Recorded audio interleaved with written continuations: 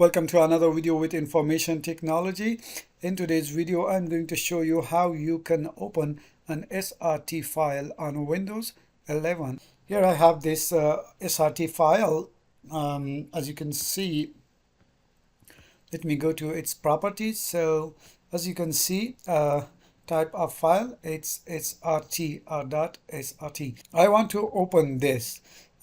Which program should I use for that? So I can right click on that, and then I can go here, and then I can click on open with, and then from there we will choose Notepad and then press OK, and there we go.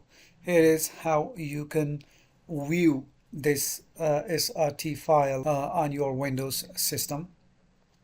If you are using a Mac OS, or if you're using a Mac Pro, on your Mac, hold on the control button and then click with your mouse, and after that click on open with, and then open the application you need to choose.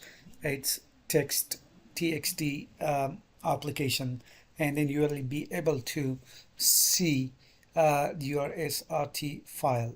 That was a quick video. I hope it solves your problem. If you have any questions, please let me know in the comment box. Till next video, it's goodbye.